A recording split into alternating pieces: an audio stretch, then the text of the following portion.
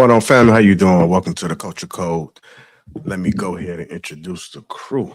We got Mr. Trev Smooth, Forrest, Willie, True, Hint, DJ Freshman, myself, Lapeef JR. Welcome to the Culture Code. What's going on, family? How y'all doing? Good. What it do? What it do? What it do? Good to see you guys, man. If you guys haven't already, make sure you hit that like button. And also make sure you subscribe to the channel. If you got to catch this on a replay, hit that like button. Also make sure you subscribe to the channel as well. We got an excellent show ahead for you guys. We got Forrest. Forrest decided to drop in. He was sent the live stream last week that we did on Tuesday because we reacted to his video. So Forrest wanted to join the panel this Tuesday to kind of have a conversation with the fellas and see if we can get somewhere a little further with the Cam Newton debate, his perspectives, you guys' perspectives, and seeing how we can unpack this and hopefully get some solutions or some truth, some reality checks, nevertheless. So I'm gonna go ahead and kick it off for you guys that's tuning in for the first time. Maybe you missed the episode. Maybe you have no idea what we're talking about. So I'm gonna play his response to Cam Newton and Mr. Wiley's interview. And then we're going to play a little bit of what unpacked last week. Sound like a plan? Again, hit that like button if you haven't already. Here we go. Platonic relationships in your life right now? With the woman? Yeah. No, I'm not about to be around no woman platonically because I'm not about to play them type of games. Is it self-control? I'm not about to have her around playing like I don't think that she's attractive. Is it possible to think someone's attractive and still behave yourself? Yes. Do you have control of them thoughts? Yes. We not about to be friends. I don't have good-looking women that's friends around me. I don't even have women friends, bro. I know me. You know you, okay? I know me. And what that mean? That means if I'm around a woman long enough, I'm going to find something good in her that attracts me. When you're attracted, what then happens? Sex. So let me show you what manipulation sounds like when it's dressed up as virtue. Cam Newton said he doesn't have platonic female friends because he doesn't play those games. That sounds disciplined. It sounds principled. When the questions kept coming, the truth slipped out. It wasn't that he doesn't play those games. It's that he can't control himself around attractive women. And that matters because discipline is saying I have desire and I manage it. What he described was any attractive woman around me eventually becomes a sexual option. That's not discipline. That's unmanaged desire. And instead of owning that, he shifted the frame and shifted the blame. Now it's not his lack of self-control, it's the game, it's the situation. It's women existing near him that are attractive. That's virtue signaling. Virtue signaling is when someone says something that sounds morally strong, not to tell the truth, but to protect their image and avoid accountability. And that's why this is dangerous, because if no one pushes back, then the surface level answer sounds noble, but the treatment of others and the mindset of the person the statement's coming from are not. And it usually ends with you or everyone else around you being the reason why something's going on. Clear manipulation. Be mindful of people that do this in and around your life. Don't just listen to what people say, listen to what they're avoiding. That's where discernment starts. And your boundaries finish the job. Now it's not his lack of self-control, it's the game. It's a Tired of these niggas. I hate He just lied. He absolutely said I can't control it, so I don't keep friends around me. And he literally just was like, oh, instead of owning, he literally owned up to it. He said, I'm not playing them games. I know myself. I'm not going to have no women around me.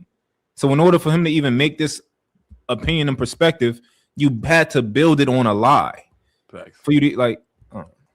So let's just switch it real quick. Let's say you got something that you like. Say you got a vice, and you know you can't stay away from it, and you decide just to cut it out of your life. That's not virtuous. That's not any form of discipline whatsoever. Yeah, that's discipline. Okay, then. So you're absolutely right, man. It's a lot. These guys are dramatic dirty macking in order to get pussy profits, and quite honestly, that's very weak. You have to create a false equivalence and then make it sensational by tugging at a woman's heartstrings by saying these are women. You don't love women? Well, actually, he does love women. He's protecting his woman by staying away from other women. And those women. Right.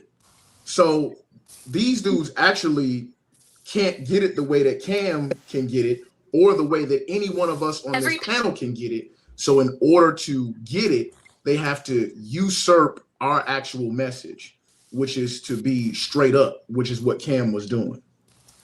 He compared women to crack to him. He said women is his vice like crack is to somebody else.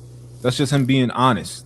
He's being honest. He's being genuine. He's saying, I don't want him around me. I'd rather play it safe. Like, why are we like, it's crazy because normally this is what women do. Like, why can't you be in, like, why do you care? He's saying, I don't want to be around y'all. So he don't want to be around you in that type of capacity.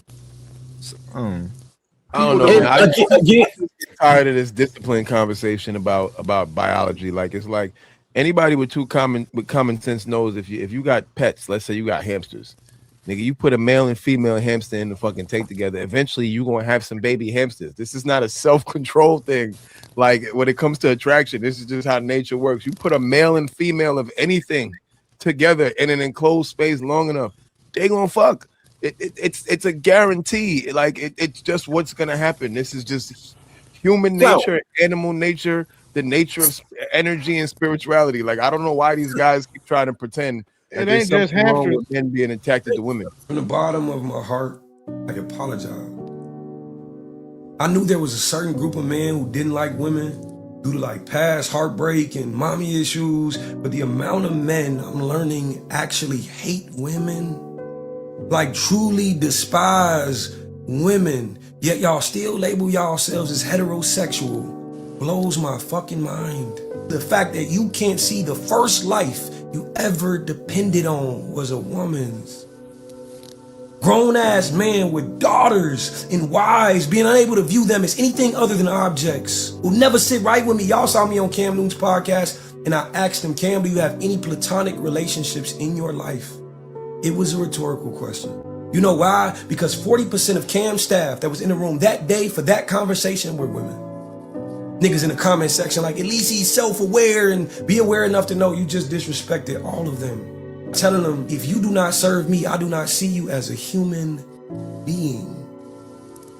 Niggas like, he just standing on who he is. This lady gonna respect that. Imagine being that woman.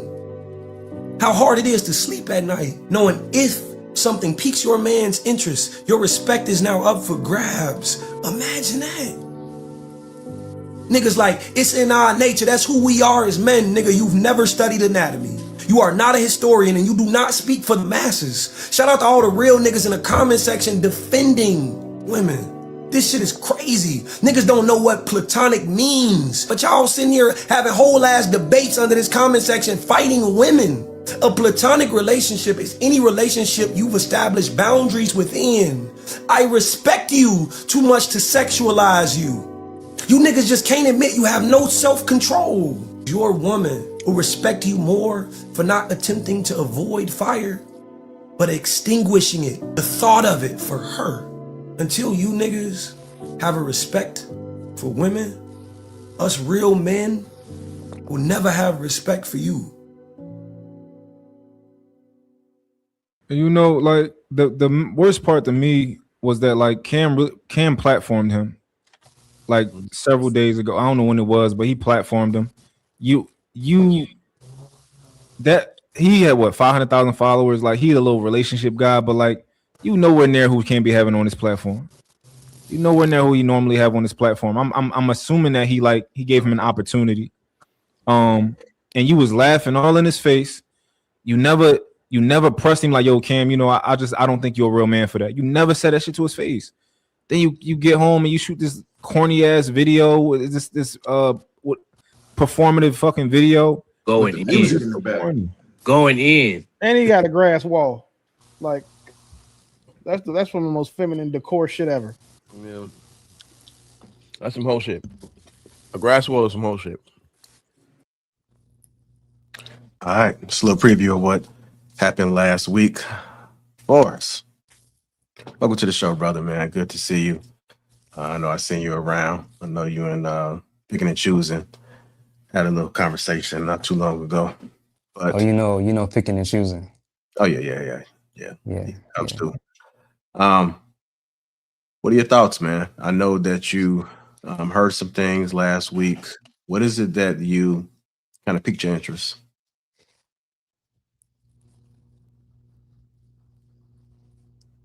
The entire breakdown piqued my interest. I have a lot of thoughts. However, I'm big on listening before I say anything. So I heard what y'all said collectively. I heard you. I'm going to ask a question. Do y'all think and believe, and did you pull from my content that I have any kind of beef or problem with a man having boundaries or knowing his boundaries?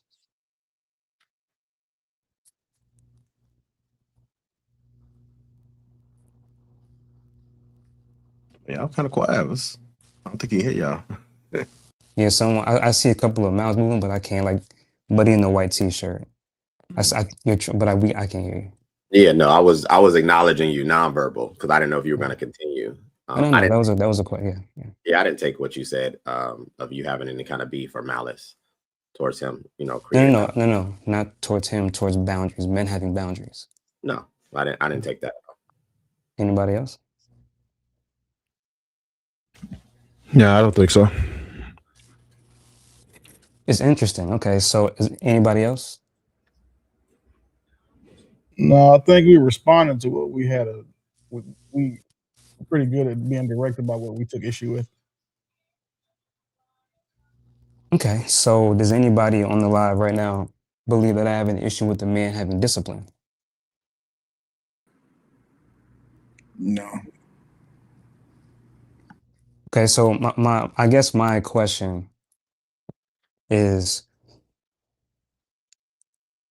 if the general takeaway is that I don't have an issue with men who have boundaries, and I don't have an issue with men who have discipline, my question is, why was that the centerpiece, the foundation of your conversation about my content?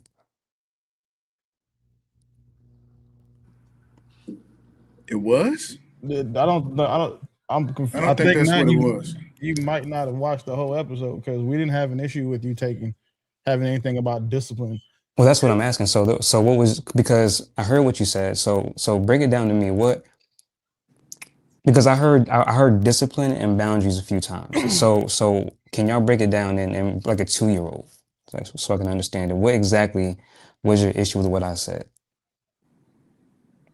I mean, it was just, for me, like I explained in the episode, it was just the same, like, feminine-centric talking points where people say something about a man's biology is morally wrong, and it makes them sound morally superior by saying that I am immune to this, I'm beyond desire, and that, like, the idea that, like, just because a man acknowledges the attraction dynamic between men and women means he can't control himself. Like, that was branding. It wasn't analysis.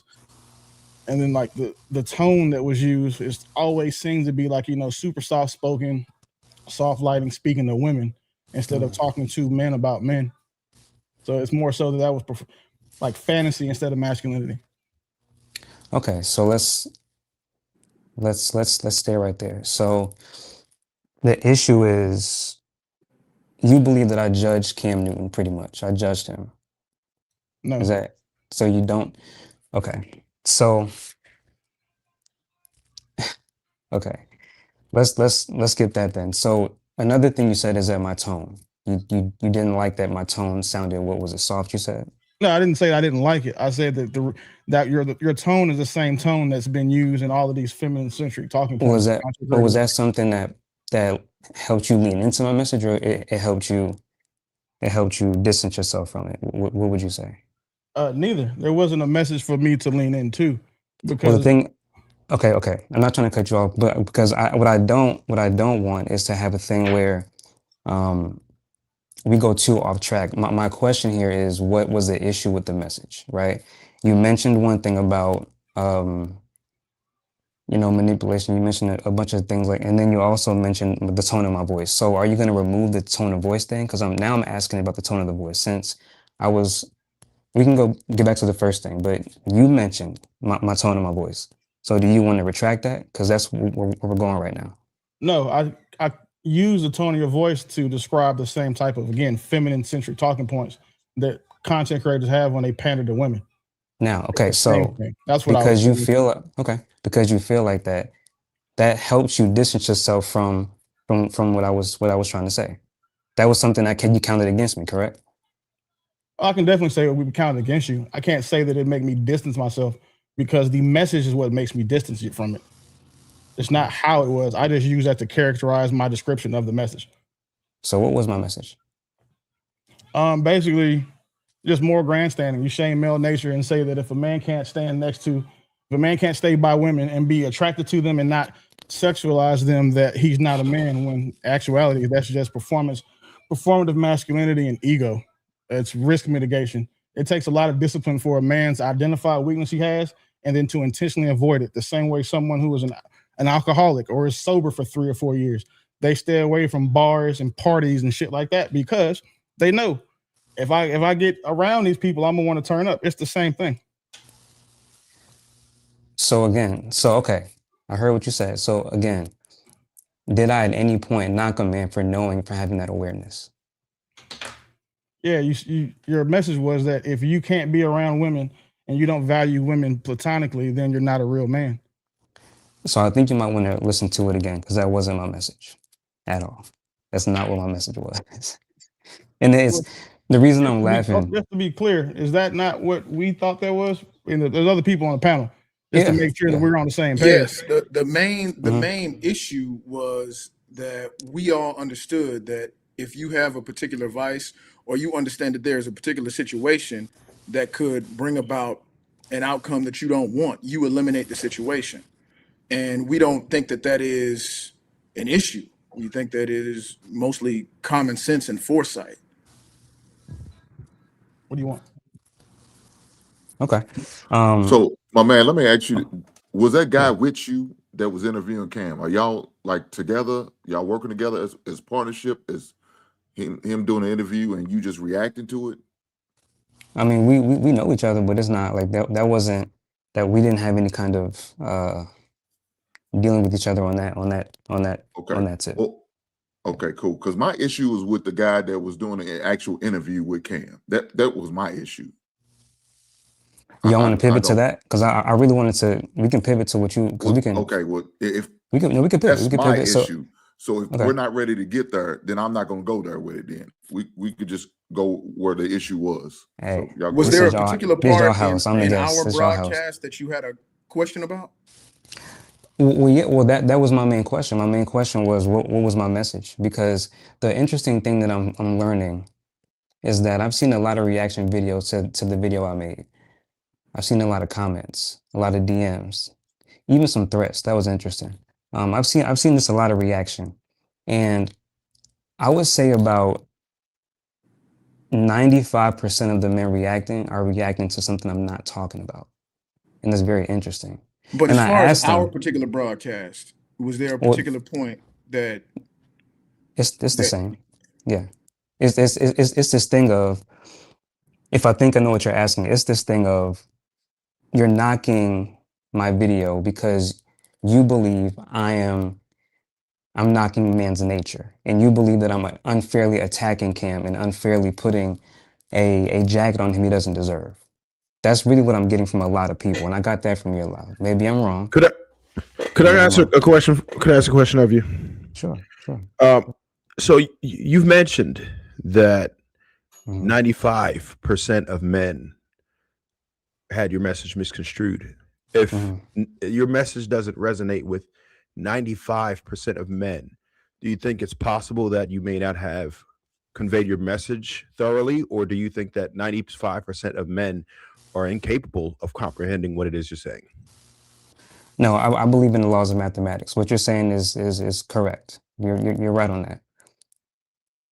But there's an asterisk there, if I may. There's an asterisk. If I say I don't like the color blue because blue looks stupid, and 95% of people or men say blue is not stupid, clearly I'm the oddball. I'm the one that has it completely wrong. Like, it just, blue doesn't look good with red on a basketball jersey. Not Forrest, you're tripping. That's not like, that's one thing. But if I say that blue looks bad with red and people say, how could Forrest say blue looks bad with other colors? It's not quite what I said. So I actually agree with a lot of what y'all said about boundaries. I think a man that does what Cam Newton did That is a form of a boundary. I think it's the bare minimum, bare bones, basic level. There's different levels to it. There's level 1, level 2, level 3. You know, I learned that when I went through seminary school. So I understand what y'all were saying about the boundaries thing and him removing himself is called the avoidant boundary. It is, I stay away from cookies because I shouldn't eat them. And if I see them at all, I'm folding. Okay. Then there's level 2. Level 2 is exposure control, which is pretty much what Demetrius was asking him. Hey, I can sit in front of this, but I have enough self-control to not touch it. It was very interesting to me that when Demetrius asked a straight up question in the very beginning and said, is it self-control? Cam Newton looked very uncomfortable. He wiggled in his seat. He looked up. He began to fidget. He looked around and and then very loudly, uncontrollably, call it what you want. So this narrative that Cam was straight up from jump is that's not true. I believe that if D. Wiley would have said, you know what, you don't play them games, I respect that, they would have moved on. That right there was my entire thing, is that it was presented as one thing, but then as more questions were asked, slowly it became something else. I wonder how many women, how many men, how many people, how many business partners, not Cam specifically, but people do that a lot. I wonder how many business partners, just using Cam as an example, accept a bare minimum answer. They don't know how to ask the right questions. They don't have enough discernment or internal clock or internal compass to even dig deep enough to get to the root of something, to get to the real. Now, a lot of people mention Cam's status. They mention his cachet, his prestige. Not many people question Cam regardless because it's Cam Newton. I know this because I have a person that worked with Cam for a long time as a media person. No one says no to Cam. And not saying that's a bad thing on his part. That's just how that is. He's famous. He's a pro athlete, Hall of Famer. I think he's first ballot in my opinion. Great athlete. And he's a great content creator. He busts his ass. He works really hard. So I'm not taking that from Cam at all. My thing was, I thought it was very interesting that the minute that it became about Cam, why do you feel like this? He immediately began to pivot. He pivoted 3 times in a matter of 45 seconds. First, it was, I don't have platonic friends, which was kind of crazy. Then it was, I don't keep women friends at all. I'm not playing them. It's like, Cam, bro, just, it seemed like it was too easy for him to switch and pull for different rope. And I also heard this response that made me laugh too. Well, he's doing that because he's trying to respect his woman. Hate to break it to you. Cam has said openly on other podcasts, I'm still looking for my wife while having that woman, while they were together. So it just seemed to me that a lot of men were pulling anything. Like, bro, how could you, for what you're supposed to be like, you don't be no sin, bro. And I'm like, y'all, I'm not even knocking him as a man. What I'm saying is, this is what it looks like when someone tells you one thing, but it's really something else. Especially when what they tell you looks 10 times better than what it really is. Because if Cam was being straight up, as y'all say, the minute D. Wiley asked him, is it self-control, he wouldn't have responded with nervousness and with conflict and with unease. He would have just said, you know what? Yes, that's it. But he didn't want to do that because he knew deep down, if I say that on this platform, it's over. Like, they're going to come for me. That was my whole thing. So that's why I asked people, what was my message? So and all I get back is boundary and discipline. That's not what I was talking about. It seems like the disconnect then from where you're coming from. You're saying that you didn't take Cam at his word for being legit about what he actually felt, and we all did. We took him at his word under the assumption that, 1, that dude is nobody to lie to, and then 2, like you said, all his cachet, his prestige, his network, his status, it's normal. And then we all know that men in relationships who respect them don't go out and cultivate other relationships where there's a high probability of sexual tension. And unfortunately for Cam Newton, he's going to have that with the majority of women with a pulse on the planet. So him saying that to us seems like he's just doing basic risk management. And it's not that, like, your argument, and what I forgot the other guy's name, basically says if you can't sit in temptation, you're not a man. Like, and you lack self-control. And that is the problem that we took with the overall message, not just yours. Well, it's yours specifically and Buddy's. Respectfully, I believe, now here's the thing, when it comes to D. Wiley, his video he made when he got home, that was a bit much for me. It was like he definitely went for Cam. He did. We addressed that too. He went for Cam. So I'm not even going to sit here and try to defend that. He did that, and I thought that was wrong for him to do. If you had something to say to Cam, he was right in front of you, could have said it. If you felt the way about what he did, now we don't know if he did or not because Cam hasn't said, because they could have had a backdoor conversation. We don't know, but the way it came off is that he didn't communicate that to Cam. That was wrong in my opinion. What I do think is unfair, though, is to attach to me that I'm saying he's less of a man because of what happened on that podcast. I've never said that. I've never attacked his manhood. I think he's a great, like, yeah, I don't think that's fair because I never said that. So to put those words in my mouth with, like, literally what you just did, that's a bit unfair because I never questioned his manhood or his quality as a man. I've never done that. So I can't accept that one, big bro. So it sounds like we pivoting over to what I had an issue with. So that's why I asked you the question, dog. Was you with my man? Are y'all, co-workers? Not, let me say co-workers, but some type of partnership as where y'all, work with each other and interview and you's going to go from there. That's why I asked you that question. So that's why I needed clarity. So I'm assuming y'all working together now. No, I mean, I have no problem. Yeah. Okay, you somewhat clarified for me. So I don't have no issue with what you were saying. I that didn't matter to me. My issue was with, what's his name again, my man? Demetrius. That was my issue. I had an issue with how he moved. To me, that's weak. Now, if you want to come at him after you do it, you had the opportunity on camera, front street, just like you fronted him pretty much after that. That's a weak man to me. If I got an issue with you and what you were saying, I should have addressed it right then and there. Don't day later, but man, that was my issue. Now you question that man here. Look, I don't have no problem with Cam saying what he said, protecting himself. In 2026, you have to. We see too many people getting Me Too. I even brought up the example of what Keanu Reeves was doing when he's around certain women or individuals. He don't be putting hands on, taking pictures just like that. I talked about Vice President Pence, or the former Vice President Pence, and how he operates, how he feels like he needs to have witnesses in the room if there's female, to the point where he's even bringing his wife along in certain situations because he's got to protect himself. And I understand what these men are doing and why they're doing it. Me and my wife don't believe in having friends of the opposite sex. That's just how we move, how we operate. And that's a disagreement that we have. So I understand why he's trying to do it. Now, in that moment, was he trying to say certain things to save face? Yeah, I think he was. And I understand why he was doing it because of his platform and trying to maintain certain things. Man, people are getting canceled way too fast, way too easy about the craziest shit. Some people are also getting canceled for bringing in old shit that happened and that has already been addressed, settled in court, and they still are being looked at certain ways. So you got to kind of protect what you're doing and yourself and what you're trying to do. So I kind of understand why Cam probably came off like that, but that's just me. So I have a question, if I may. So you believe we should learn how to protect ourselves?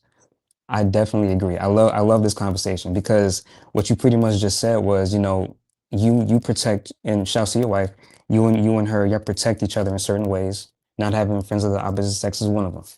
Mad respect to that. My thing is this: how can we get to a place of uniformity across the board with what's protection, what's discernment, what's healthy, what's manipulation, what's disingenuous, if we never talk about it? I talk about women a lot on my platform. I don't mean like bossing them up and glowing and queen. No, I address. I don't address people by their gender. So I know how it. Now that I listen to a lot of the men and why they felt the way they felt, a lot of them said the things that y'all were saying. So I do understand. When I haven't heard from the other ones, but I do understand you two brothers. I really do. Can we still get a baseline of understanding if I use material coming from a man? Because that's all I really did. I didn't attack Cam, and I tried to make that clear. Maybe I didn't make it clear enough, and that's my bad. I'll take that on the chin if I didn't do that, if I wasn't clear enough with that. But I take people's perspectives and videos that blow up, and I pretty much do a culture versus Christ. Now, listen, this sounds good, y'all, but just be aware of what this means when this is said, with what happens when this is said, what anchoring means, what leading questions mean. people that, you know, they deploy different tactics, knowingly or unknowingly. I don't think that's a problem. The problem with this is that it was Cam. And a lot of the men came for me heavy because it was Cam. You know, so it was just, it's interesting having these conversations, but I'm gonna shut up because I think I'm talking a little too much. I'll be quiet. So I wanted to say this. I don't really think care to defend Cam at all. I've actually spoken For sure. against some of his actions on this platform, right? So, For sure. you know, my main issue with Cam is being a remote father. That's a problem for me. If you have fathers in multiple places, then I don't think that you can do a sufficient job. That's my main issue. I don't care what he does as far as, you know, his sexual habits or whatever, as long as no one that he's dealing with is getting hurt. If that's part of it, then, you know, that's a problem. But I'm not into his business enough to even examine that part of it. I think the part from your video that I could say I had contention with was when you articulated that it was you might have said mismanaged desire, right? It's not discipline. Do you remember saying that part of it? Yeah. Okay. So that part of it. So my main thing is results. So even if whatever the case is, we understand that men, like, we weak for the flesh. That's a fact. This is fact. And This is fact. I don't want anyone to think that they're wrong for that. We have these temptations, and regardless of what the reason or how it manifested, I think the result is cool. Being that, not to say he's actually practicing that, but I'm only going based on his talking point on that content and your talking point. So if we're talking about him staying away to avoid the temptation or the problems or whatever, it's a net positive because no one's hurt during that process. So when we heard that, of course, it's going to trigger us because they're like, well, damn, we all deal with this. And like Willie said, it almost seems like you might have been virtue signaling, right? Or grandstanding. So that's how that message would sound to us. And we're all pretty much content creators on here. And sometimes when we say things, you don't know how you sounded to people until you get into the comments, until somebody reacts to it. Then you want to say like, damn, okay, you know what? On my next joint, this is how I'm going to convey the message, being that, you know, first off, we got to understand we actually listen and try our damnedest to apply critical thinking. But again, if it's like 95% of the people who said that, then I'm like, all right, well, that's probably the message that you gave, even though that's not what you meant to. That's how the men received it. And women, based on a lot of the points that Willie said, you could kind of finesse them. And I'm not saying that's what you're trying to do, but I know how to do that. I'm gonna address that too. Yeah. Right. I know how to do that, right? Like the dim lighting, what he said, the soft spoken. It seems like that's your natural voice, so we can't go with that, but we don't know. But when it comes out like that, it's similar to the messages from people who we can't say aren't pandering, right? Like we know Derek Jackson is a panderer. I hope you would admit that part of it, right? Like he's a panderer. 100%. For sure. For sure. If it sounds similar. So we're going to get that message based on, you know, a 1 minute piece, right? If we go through all of your content, I went through a few of your videos, which I realized he was coming in. So to see, like, to at least give you a fair shake and assess what you got going on versus just taking that one clip. Because I know how many messages that I've conveyed that were misconstrued. Okay. Well, let me address, if I may, let me address the panderer thing, because there was also a couple of comments. I've never heard this term before. I forgot what it was. Something pussy pimping, pussy something. It was like basically the idea was I'm sharking or I'm fishing for pussy because I can't get it how Cam Dirty macking for pussy. Dirty macking for pussy. That's what it is. That's actually very smooth. I like that. Dirty macking. You know, that's another thing that I get a lot. I'll be honest with you, brothers. I don't even send DMs. I don't reply to them either. You can ask anyone on my platform. I have not sent or replied to a DM in a long time because I have assistants. And they'll just tell to cut you. in, that particular part was, I'm pretty sure, in response to the other brother. What other brother? About that, the dirty macking for pussy props, because that's my line. So when you said that, that wasn't directed at me. I thought No, it was for because the that was a most part of part, the conversation. when we discussed your particular video, it was about understanding he was doing, risk mitigation, and we were taking him for his word, not necessarily for his nonverbal cues. So you're talking about Demetrius, okay? Yeah. Okay. So when it came to the more theatric video, it's like, listen, this looks like this is clearly for a particular audience, and it has an agenda feel behind it. And if you talking about a man behind his back to women, Yeah, I can see how that can is come dirty off. macking. Okay. And the byproduct will, of course, be more women. So that's where that came from. The consensus for your portion generally was that your message is very, very panderer adjacent, panderer and man hating, like female feminist man hating adjacent. Because we automatically attributed what you said and how you said it, and then to who supported it, to who you were talking to. Now that you've explained that you took Cam as being dishonest and disingenuous, not that you were attacking him, you didn't believe what he was saying. If we had thought that, we wouldn't have even responded to the clip, because that makes sense. But the thing is, I literally describe virtue signaling. It's when you say one thing and you mean something else. So that the definition right there has nothing to do with discipline or him being trash because he can't handle himself around women. That's not where I went. Then, by the way, I do want to reply to what he said about we're solutions based, because I love that he said that, and I was going to get to that anyways. Yeah, so if you actually listen to my video, I broke down virtue signaling, and then I tied it to all of what went down in that conversation. So Right. I was not. Okay, go ahead. The thing is, though, the definition you gave for virtue signaling is your definition. The broad definition of virtue signaling is when someone does something to pretend like they're a good character, and then but it's not primary to solve like an issue that's at hand. So when you were saying that he was virtue signaling, so for those of us who were hyper definition focused, because I am too. Yeah. That's what took away from that's what took away from the message.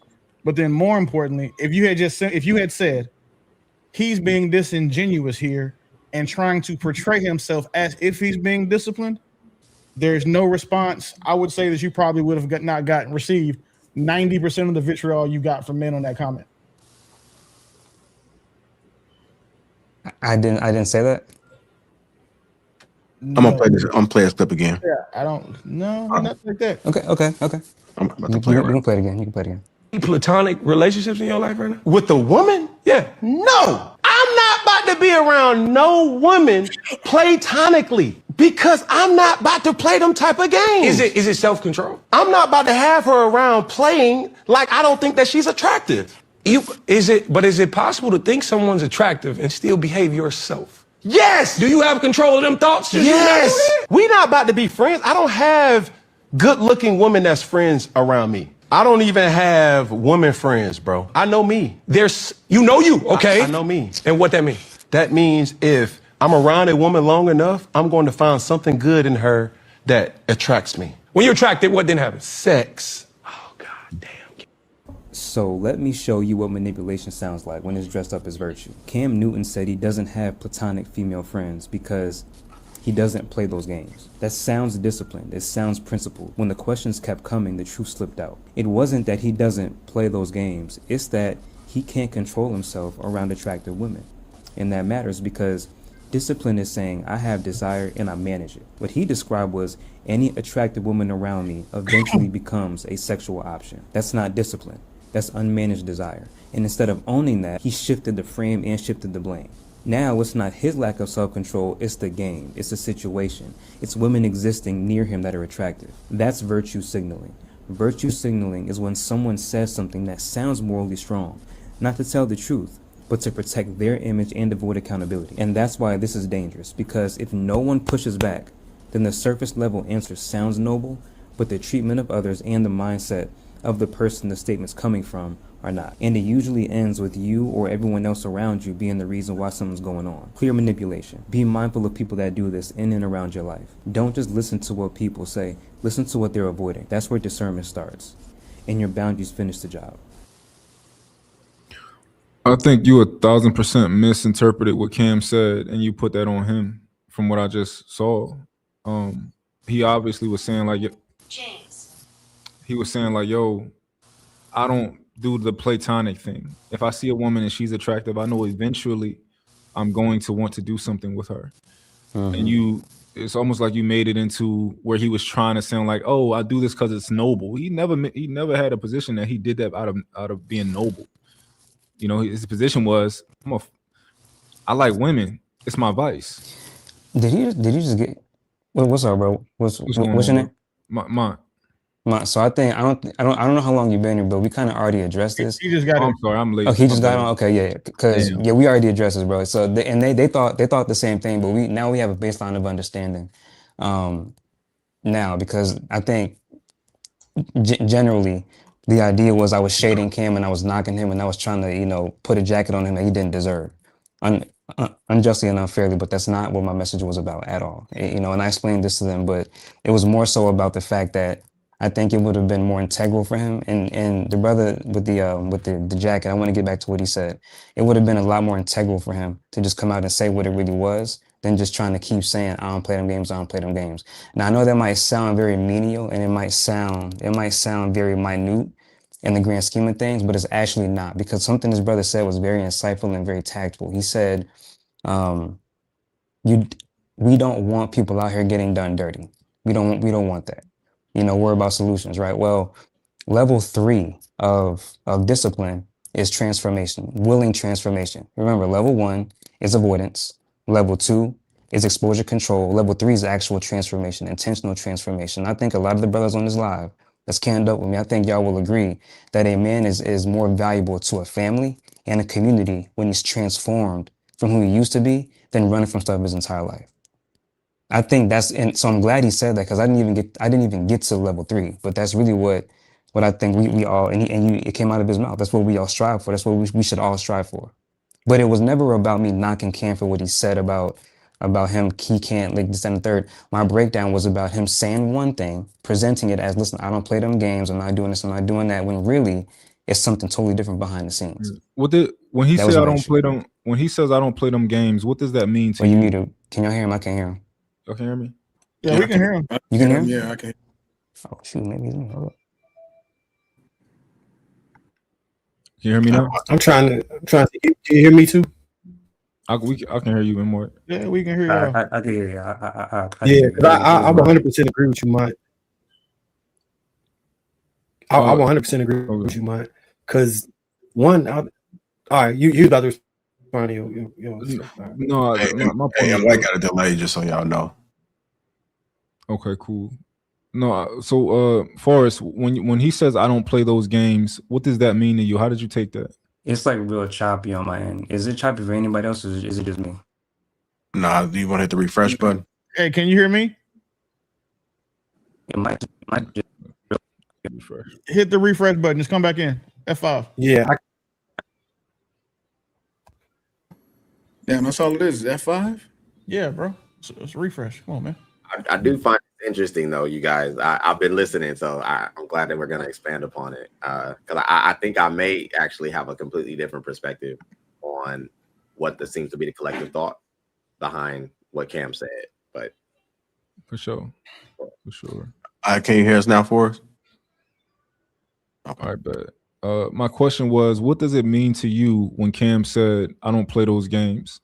And the only reason I asked that is because it's almost like you're interpreting it as a noble position that he's trying to take. And I think it's the opposite. That's the way that I interpret it. Of, I'm not about to play with you, girl. You look good as shit. You ain't about to be my friend. You know, you ain't gonna be around me. That's how I interpret it. But it seems you interpret it differently. Are you on mute?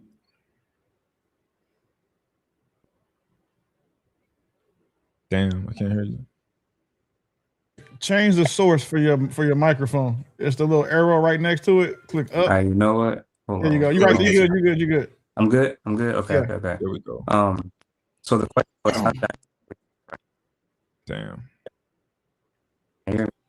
We can hear you. Can you hear me? All right. Yeah. So the question was, how did I interpret it?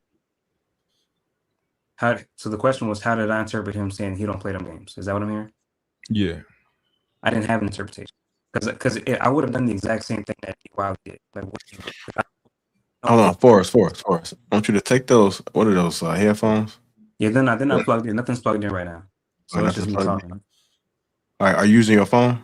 Yeah. So I use my laptop. Okay. Do you have a case? Turn the phone upside down. I was saying, do you have a case on there? Oh, yeah. Do you have a phone case? Okay, pull the phone case off of that. Sometimes they're restricted. Yeah, is it still delaying for me too? Yeah, you still got a delay. Yeah, you got dial-up service right now, G. You must have 3D printed that shit yourself. The old computer. Hold on, I'm gonna swap this. That AOL going on. No, that nigga 3D printed a router, and now that shit over here working like some Legos.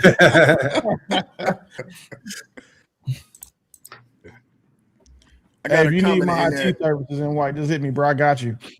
Oh man, yeah, we might have to tighten up. It's a comment in there that says he lacks self-discipline. I think we talked about this last week. Wouldn't that be an act of discipline to say, I'm out. I'm not going nowhere near that. It's only not to somebody who thinks that discipline is performative and not something you actually have to be. So ain't no point in responding to that shit because we responded to that last week. I think women don't. So this is one of those things that women don't like to hear, because it restricts them, and women don't like anything that they can't have access to. Can y'all hear me now? Yeah, we got you, WL. Yeah. What you saying, Mark? Women tend to not like anything that they don't have access to, so they try to push back against any of it. So like if you tell a girl that she's not your type, she's going to try and fight you on it.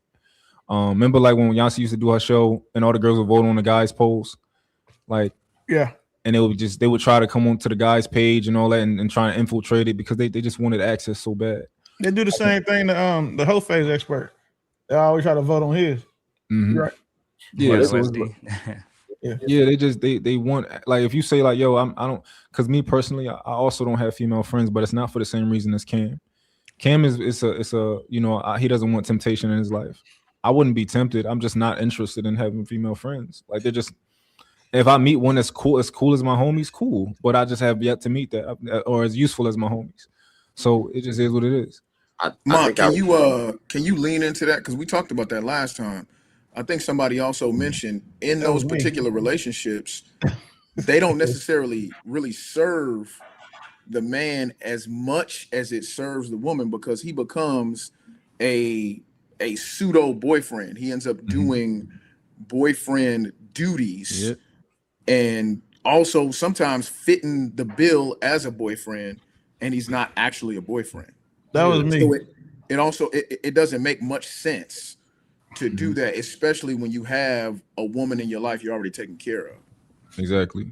Go ahead, man. Also, the other thing for me is, so I'm a little bit slightly, traditional. I got a little bit of traditional in me, and I don't view women in general as my equal when it comes to relationships, even friendships and all that type of stuff, right? So women, of course, they have equal value. They're just as valuable as men. They deserve to be loved. They deserve all of those type of things.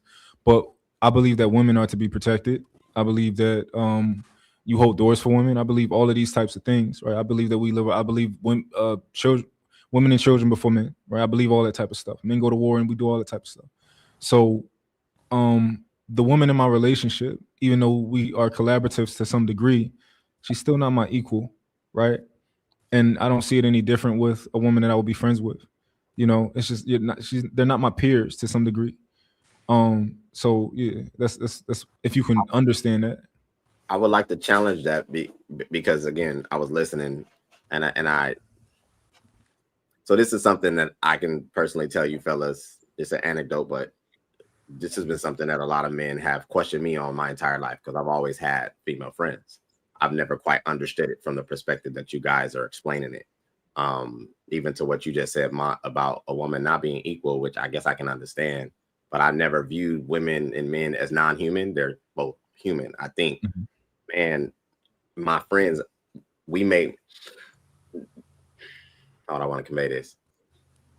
There's things I can do my friends can't, vice versa. That does not necessarily mean that I'm better or he's worse or vice versa. Agreed. And the way I heard it is because she's female, she already is automatically not capable of performing to where I may need her to perform at, where I can place value. That's how I heard it. That's not maybe what you said. The level that to which she can perform is just not worth the risk of being taken advantage of, being used, or the effort that it takes for a man to be a woman's friend. For example, if you and one of your girlfriends are walking down the street and someone tries to do something to her, that's not your girl, but you are going to be expected to help her. You're going to be expected to defend her. And you're on the West Coast, so you are literally expected to lay down your life for her. The juice isn't worth the squeeze. You're giving that woman the same protection that you would give your woman, like your woman, who's actually yours, that you have a romantic interest in and a vested commitment to. I mean, a tangible commitment to. The reason why, like a woman being a man's friend, it just doesn't add up. There's certain things that men need that women just can't do for them friendship wise. For example, we all understand, we've said it, we've agreed to it 10 times. You don't tell your woman everything. Like, it's not okay to be vulnerable. It's not okay to go to her when she's in all those moments. It's the same thing with women. A lot of the times when you're talking to women and having those soft moments with them, even though you're not their man, like, they're still going to judge you. That's the problem with it. Like, there's not enough return that men oftentimes get by being friends with women. I can understand it. So I hope I'm not presenting it like I'm oblivious. I just have heard this even from what you guys are conveying, that there seems to be which I know it to be true because we're very binary in the way we see things. It's this or that, black or white. And in some cases that works. I personally, some of these relationships as a young man, I never arrived at protection because she's woman or female. Mm-hmm.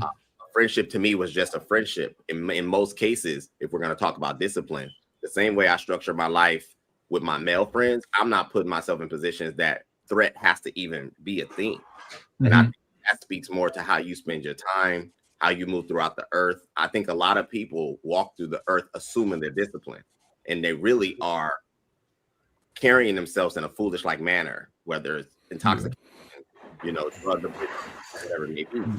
And now something poses threat. Oh, well, I need, reserves or backup. I don't walk through the earth like that personally, so that's probably why I don't understand. Yeah, I just wanted to say this about that. But when you're talking about real quick, my opinion isn't like, I don't see it from Willie's perspective, but let Trev go. But I see it from a different perspective of why I'm not friends with women. But all right, so I'll say this: I still do see the value in having woman friends, even if it's something as simple as perspective, right? It's actually good to have a female voice, to have a female opinion, to have a female's insight, even especially when they have no vested interest in you. Like, I find that to be valuable. However, at the same time, I could agree with the point that we are certainly not equal. Women are expected. If you're out with homegirl, you're going to be opening the doors. Maybe that's not a big deal, but there is chivalry still. You're still going to treat a woman like a woman. You're still going to treat a lady like a lady. If you got girls holding open doors for you, okay, cool.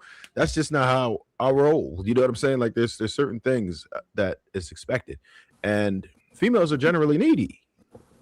The overwhelming majority of friendships that are platonical like that, the females still do get a little bit of that boyfriend energy, no matter how you twist it. And I don't think that's your experience, but by and large, that is the experience for most men. And that's why they're saying they can't really have some people don't think it's worth it. I personally do, because, women are valuable, particularly for that insight and perspective.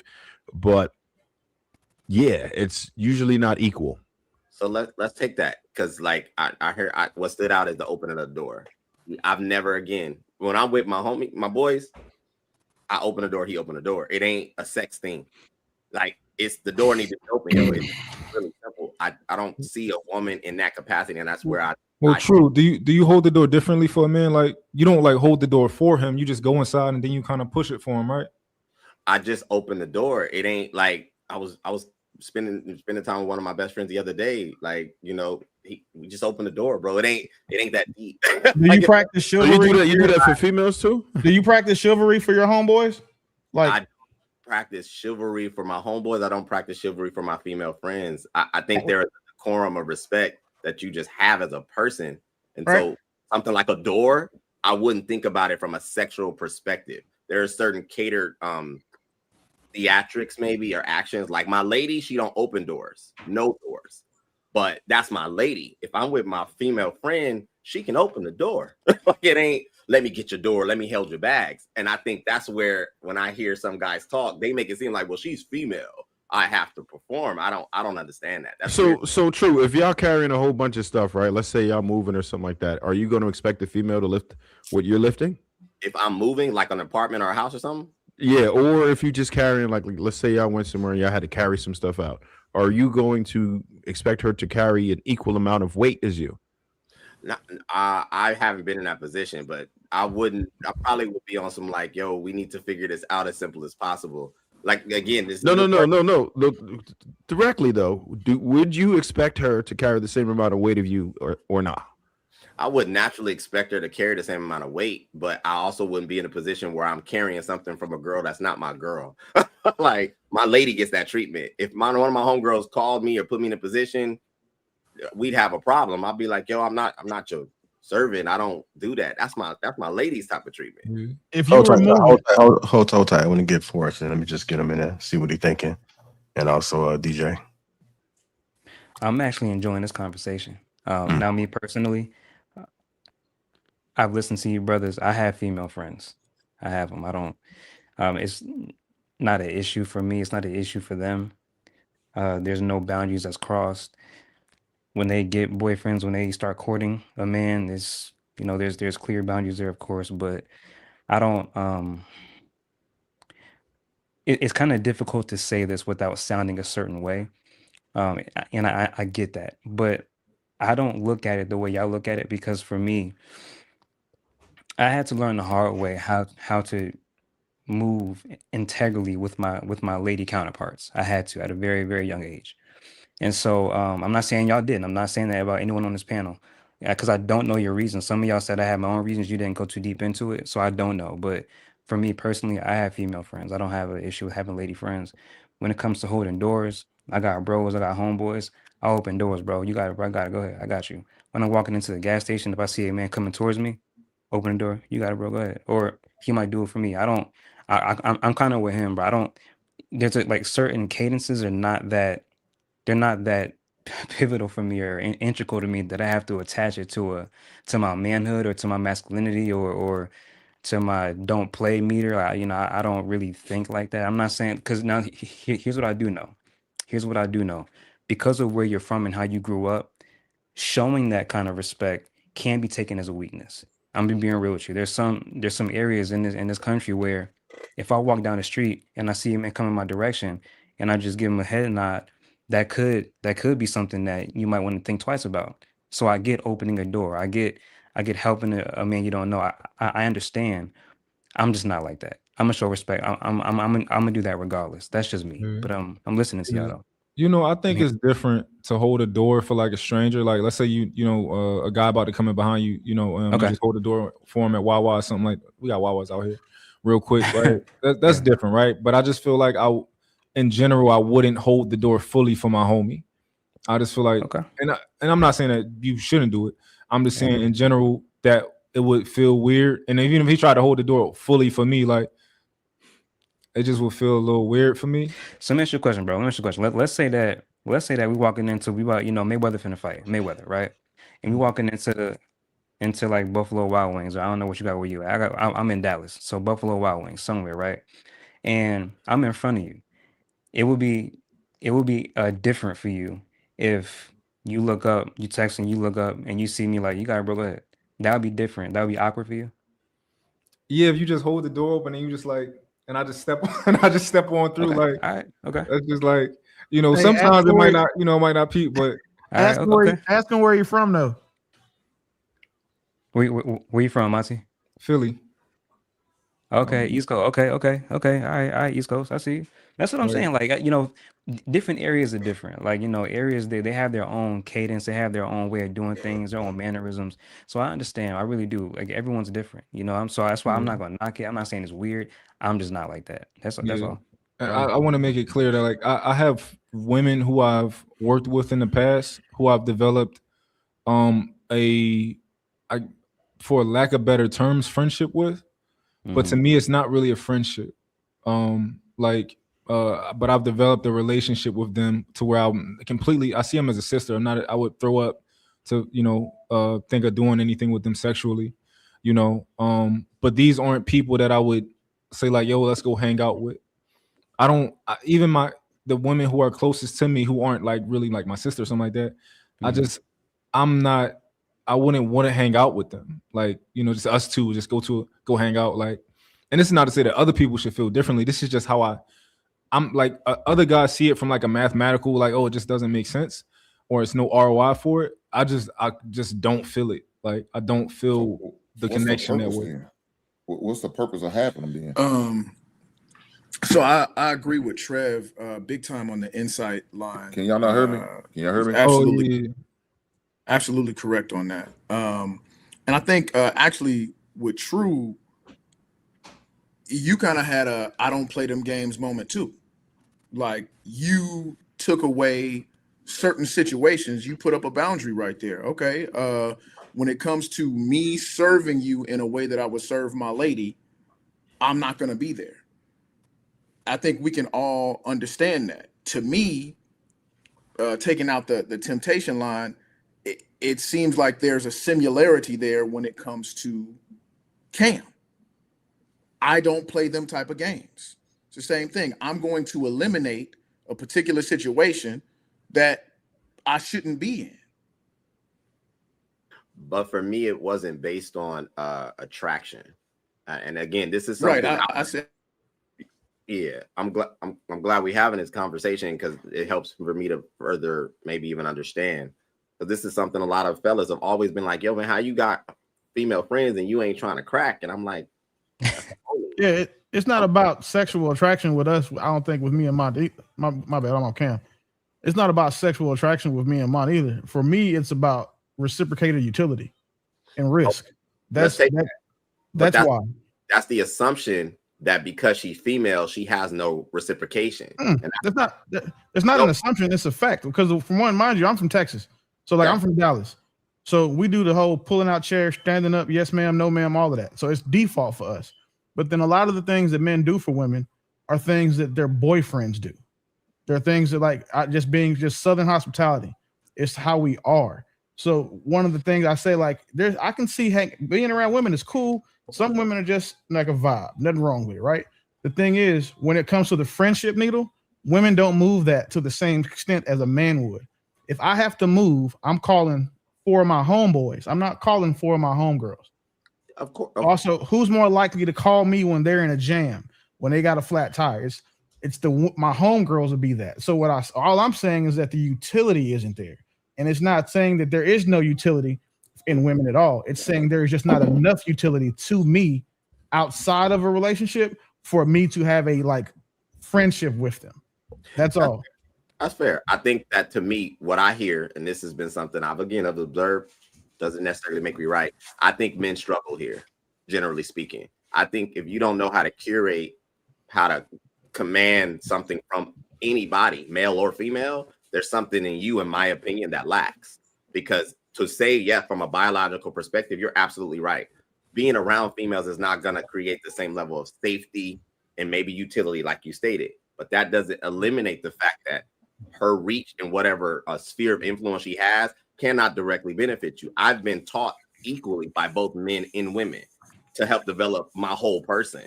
And so I can't put her in the same bracket. Well, she's a woman.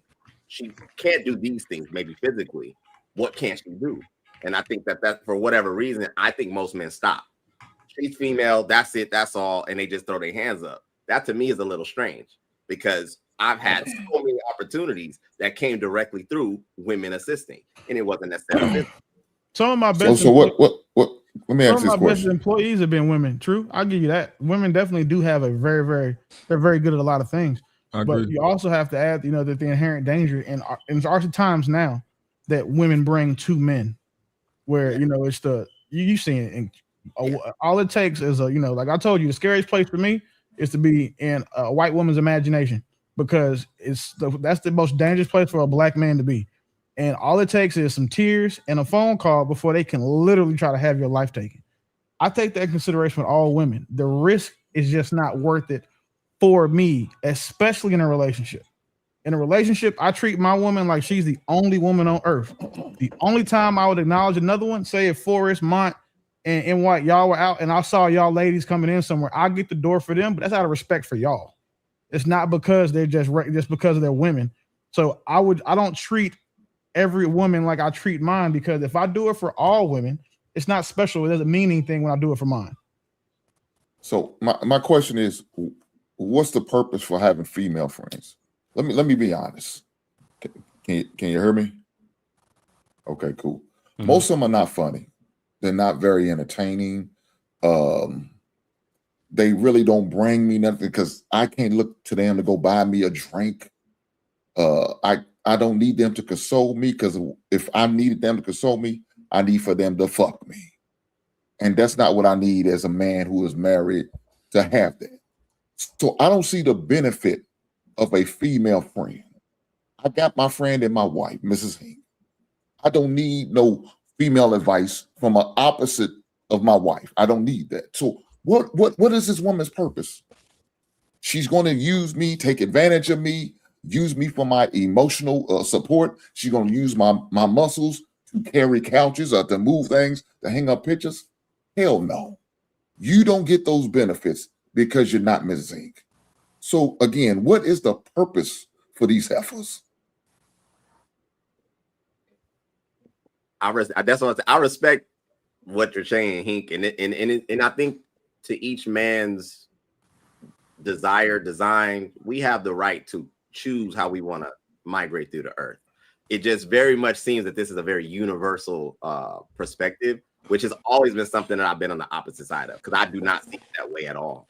Again, throughout my life, I've had both a great relationship with both males and females, and they both have served in a lot of ways. I choose not to make it seem from she's female, so if she doesn't benefit me like a man would benefit me, then she's not valuable. That's weird to me. And not as valuable. Not that she's not valuable. She's not we're not gonna say that. Yeah. So that's the thing. We don't say that they're not valuable. We're saying they're not as valuable. Yeah, true. I evaluate male friends like that. If you can't bring nothing to me financially, emotionally, mentally, or physically, yeah, I don't need you.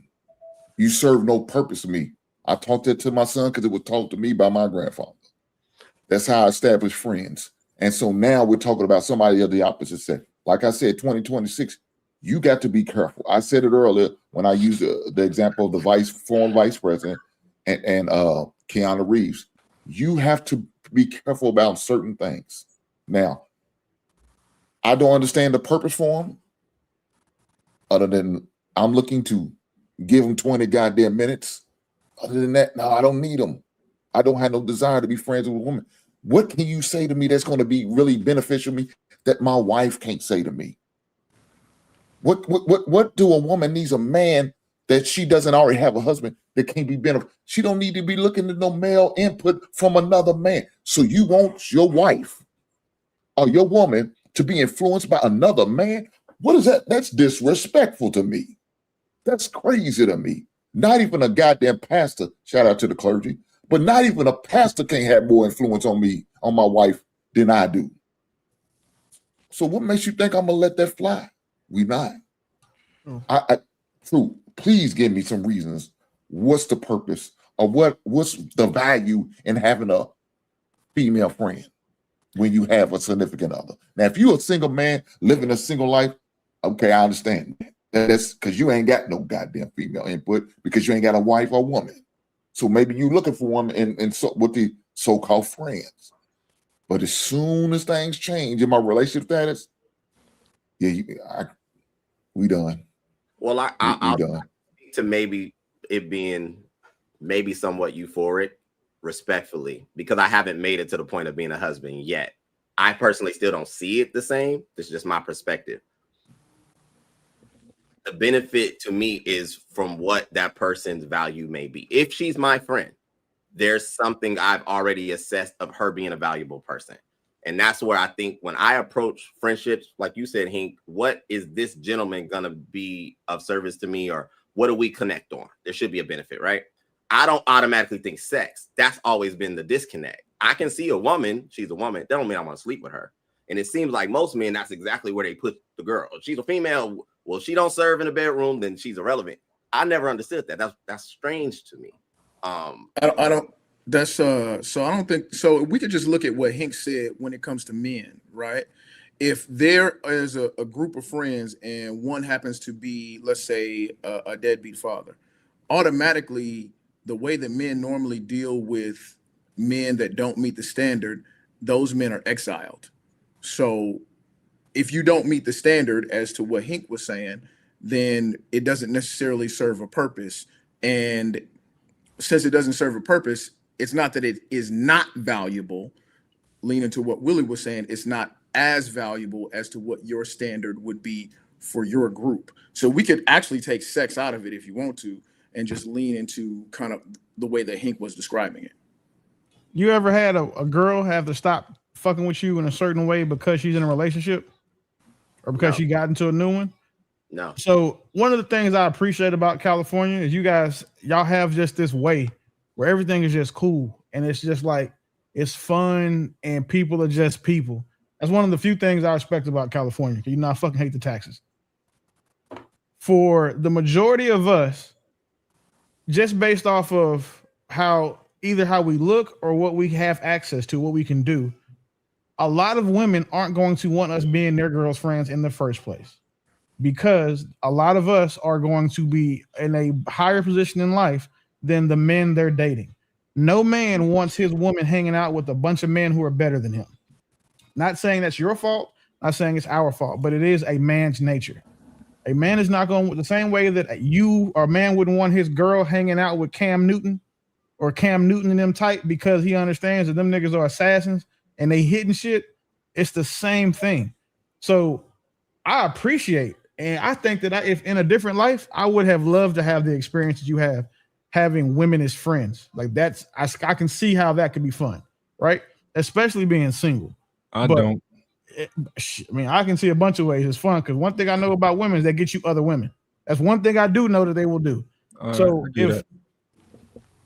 if for us, like a girl's not going to be able to be my friend in the long term because we're not dating, and then the dude she dates in between are going to make her choose. It's a common practice. They're going to make her choose. Hey, I don't like you being with Willie with the hose. Willie, you saying all the flashy shit. I don't like you being around him. That is common. So even if we're saying there is a value add there, it's just not worth the headache, because if the friendships were innocent, right? They're not innocent to their partners now because they're a threat to their partners. And that becomes a hassle, something that we have to deal with. And I'm just not interested in doing that. So I avoid, like Cam said, he avoids women because he don't want to hit them. I avoid them just because I understand what's going to happen. We build a friendship now. You fall in love with a nigga you met. You can't talk to me about him, because if he does some fuck shit, I'm going to tell you.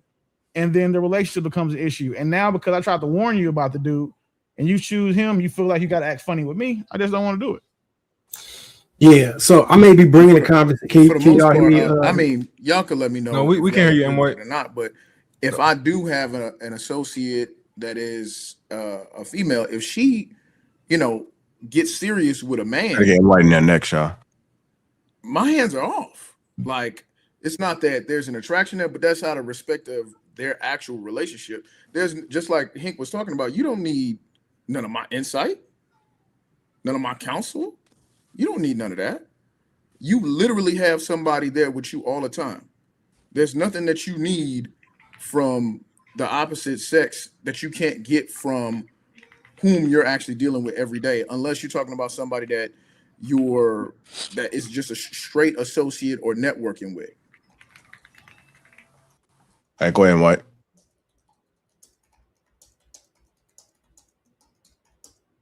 Damn, he froze. Yeah. You know, I will. I'm never comfortable being friends with somebody that I have to change the nature of our relationship whenever they get a partner. So I'm no, you know, I'm good where I'm at. And I just think also the feminine energy, like that's not just what I'm not looking for that in a friend. You know, like I connect more, you know, with my homies. Like we talk like it's a barbershop, you know. That's I'm comfortable in that right there. That's where I'm comfortable at. You know, talking to my homies. We men, we you know, we have the same humor, you know. We don't gotta get touchy around certain subjects. Like we can have the same dark humor together. You know, I'm just not interested. And women are actually absolutely valuable. And I can understand how certain men are friends with them and they, you know, feel differently. I just, you know, it's just against my it goes against my nature to I just don't feel right being friends with a female. It's cool being friends with a dude who got a bunch of female friends though. That's useful. Yeah. Like that there's immense benefit there. I guess there was a time years ago where females were very integral in just spotty moments, and maybe it was because of the age, right? When I thought about who I may needed to call for something that was popping that required not physical, like one of my good friends one time, again a long time ago, my car stopped. I needed it to go somewhere. I didn't have the policy to do it. She had AAA. She sent her joint out. It was nothing. It wasn't nothing, right? And at the time, I didn't have fellas that had their life together, and there was things that I had limitations on. My first business venture, between the pending of the check and needing capital, I called one of my best friends, homegirl. She's a RN, made great money. She sent me 10 bands, no question, because she knew I was good for it. I didn't have nobody in my life that was male that could send off that kind of capital like that. So I've seen too many things amongst females. Me being an executive chef, that was a woman who plugged me. It was like too many things, and none of these were sexual. None of it was, you know, the intent of wanting more. So that's why when I hear it, I'm like, yo, really? Like, you telling me y'all ain't had no interaction with women that's been progressive? What about on a women's podcast? We gotta get Marcus in there, y'all. Go ahead, Marcus back. Yeah, shit. I might be dragging the conversation back, so excuse me if I go over a point that you already addressed. But I 100% agree with what Mike was saying earlier, and I also think Cam was the definition of discipline. He recognized something about himself, so that was self accountability. He figured out a way to prevent that thing from occurring moving forward. He was realistic with who he was, and he created rules and boundaries to not cross that threshold again. I think that's like discipline is hold on. By the definition, when I was looking at it earlier, I'm like, what you say, preventative actions to stop misbehavior before it happens, such as engaging in lessons, clear routines, and positive reinforcement. The action would be stopping himself from being in situations, knowing that he's attracted to women and wants to sleep with them. Supportive, it would be him understanding that and preventing it with ways to regain self-control, so he wasn't in that position again. And corrective, which is addressing a rule breaking through logical consequences or interventions to teach him right from wrong. So I'm guessing that he got his corrective punishment when that shit went wrong with him, with whatever woman, either financial or relational. My issue earlier with the original dude was that it seemed like it was a demonization of like the way men operate in life and like the nature of men. So that some men may not have these urges and some men may not come from this same stance, right? But for the majority of men, we all have the biological imperative that when we're attracted to women, we actually are attracted to those women, and given opportunity, most men would move forward with that. And to negate that, it seems to me to be either the men don't have that relationship with sex and attraction to women, or they pandering, right? So that I think that's the where I was coming from that point with it.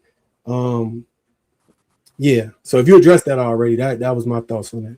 He said something True, about the real level quick. of, So I think we all understand the network and the utilization point. But as far as spending time and talking, I'm having a disconnect there. Would you be spending time and talking with them the same amount as you would with your homeboys? I have had vast time spent. Whilst having a significant other is what I'm talking about. Absolutely. Yeah. Okay. Like it's afforded me, and this is me, it's afforded me a lot of range. And that's why I say I love this conversation. Some of my boys You a be like, goddamn pookie. You a said I'm- goddamn pookie. Yeah, dog. You's a goddamn pookie. a brother can't be out in the earth, experience all that life has to offer. He got to be a I know that's right, dog. I know that's right. So hold on, we missed the opportunity. Forrest was about to reply to M. White. Okay, my bad. I was, and I'm listening. You know, my thing is this: I'm listening to you, brothers, and what I'm hearing is a lot of survival mode. I'm hearing a lot of men operating in survival mode when it comes to women. And if it's one thing I understand men operating in survival mode. I'm not about to sacrifice my wife, my good standing in society, my career, my reputation behind something that doesn't have a lot of upside. So I understand what y'all are saying. I guess the reason I think differently is because before I began my journey of content creation, I'm a believer. So, you know, a lot of how I think and how I move is truly indicative of what I read in scripture and what God tells me in my prayer time. And God made it very clear to me. What was that? I got a notification, my bad. God made it very clear to me that if I'm going to do anything of any kind of merit, any kind of substance, I'm going to have to stop looking at women like they are either my biggest ops or my biggest treasure to chase and find and conquer. I'm going to have to begin looking at them differently. So then I had to reverse engineer myself and my thinking about how I've been taught to look at women, about how I've been told to, how my experiences have trained me inadvertently how to look at women. So that's why now today I just don't see it in the ways that y'all see it. I understand why you see it, how you see it. You know, a lot of y'all have made some great points, but I also hear a lot of survival mode, if I'm being honest. But that's all I'm thinking as I'm listening to y'all. So I think the perspective of having to re-engineer goes to the point. If you had to reformat the way that your brain naturally thinks, and men are saying that they actually think that way, that was the point we were saying is dismissive of the way men actually are prior to that. Now, if you have something that blocks it, like you say, religion or ideology that prevents you somehow from having those urges or having those feelings or seeing women in those ways, then that's, you know, perfectly great. But I wouldn't say that measure of men no longer being attracted to beautiful women when they see them equates to that man not having discipline or trying to be manipulative. I think he was being honest. I think that's just how he operates through the world. And I think one of the parts that was missed on that is Cam's interaction with women is going to be different than a normal interaction, where normally men will see women be attracted to him, may shoot they shot, may not. Cam interaction with women has been them throwing themselves at him, even if he wants to be friends with them. Eventually, the women will more than likely end up crossing the line for a multi-million, a decamillionaire. And he's 6'6". And he's 6'6". So he hit the trifecta as far as everything you possibly could have that would make women want you. And he has to figure out ways to, like when I used to go out with my homies, I'll leave an hour and a half before the club ended specifically for certain reasons like that, to keep yourself out of situations. Like you preemptively plan for something. It's not because you don't have discipline, it's because you have a realistic understanding of what possibly could happen and how you would operate within that situation. I think that's discipline. The undisciplined thing would be for him to just be running through all the women, and he was trying not to, with the emphasis on that was his intent, to try not to.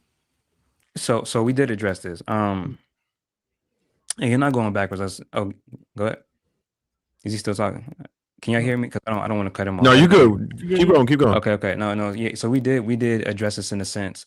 You know, I made it clear that earlier. I'm not knocking men that have discipline. I'm not knocking men that have standards and boundaries and they have self-awareness, situational awareness. Not knocking that at all. And I actually did agree with the fact that removing yourself from something is a form of a boundary. It's called an avoidant boundary. It is a boundary nonetheless. So I never had a beef with what you're saying. My whole issue with that was something totally different. I'm not going to get back into it because we already went there like 3 times now. So, but I do hear what you're saying. I hear you, bro. I hear you 100%. It seems like the disconnect was just, again, you made it a good point. You said the levels of boundaries. And you know that we did agree that Cam would be so much more valuable as a man if he was already at that boundary or in that level where he can just, be around and shit and not bother him. I understand that aspect. And then the fact that you were responding based on you assuming he wasn't being genuine, or they're saying that he was pivoting and he was just saying he made 3 different points, like Buddy kind of had him up against the wall, so he was just grasping at straws, trying to defend himself, and we didn't take it that way. So our responses were based on how we took it. It almost seems as if the smoke really was for the other nigga. Like, well, not say smoke, but the disconnect was for the other dude because of how he approached it. And our assumption, but more likely is accurate, is that he had all that energy for Cam after the show. My smoke was for Forrest too. Oh, go ahead. I said no. My smoke was for Forrest too. Who's saying that? I can't, because it's kind of lagging for me. It's mine. Yeah. Okay. So here's the thing. I receive what you're saying. And I can't concede that I heard that a lot from the brothers. So how you feel is valid. I'm not trying to invalidate how you feel or what you're saying. The only thing that I would say though, to add to what you're saying is, let me rewind. Let me ask you a question, right? Me and you having a conversation. We're having a real life face-to-face conversation. If you ask me a question and I begin to stutter and look around and look nervous, and I also change my answer 3 or 4 times, are you gonna call me disingenuous, or do you expect the audience to call you disingenuous because of the position that they feel you put me in that's unfair? What are you gonna personally think? I would think he was searching for an answer, and then I don't think he was being disingenuous though. But in that scenario, if you described it as somebody just stuttering and changing and going in different ways, then yes, I would say they disingenuous. Okay, but I think that all those things were consistent with his original point. So here's the thing. That I believe that would hold true if there was no answer given. Because I value pausing and thinking before answering. If you watch my podcast that I've been on, they'll ask me a question and I'll sit for a minute. I'll receive it and I'll sit with it. I don't want to just blurt out an answer. So I don't mind a man sitting and thinking for a minute before responding. No beef with that. What I do mind is don't look me in my eye and say one thing, and then if I ask you, okay, well you said this, so what about that? Then you look me in my eye and say something else. Then I said, well, it's not that. Okay, so then what about this? Then you look me in the eye and say something else on top of that. That is disingenuous. I don't care what combo you're having. I don't care what realm you're in, arena you're in, whether you're in court, whether you're talking to a family member, your wife, your brother, a loved one. Anyone that changes their answer that much is not being genuine. Can we get specific about where the change in the answer? Yeah, that's what. Yeah, I didn't get that. Okay, so we can do that. So first things first. For him to say I don't have any platonic friends. Okay, that was the first answer. Okay.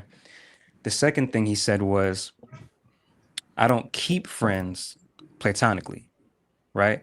Now there's a difference there. The third thing he said was, well, you know what? I don't have friends at all, period. Can you point out the difference between how you interpret those two things he said? I don't have platonic friends. Now, I don't keep platonic friends. Very different. I don't have platonic friends means I don't have any platonic friends. I don't keep platonic friends means I have friends, but I don't keep them platonic forever. That's when we have a disconnect. Yeah, that's an interpretation. No, it's not. Those are definitions. Keep and have are two different things. Yeah, so you're saying it as if he absolutely meant that I have friends, and at a certain point they transfer out of platonic.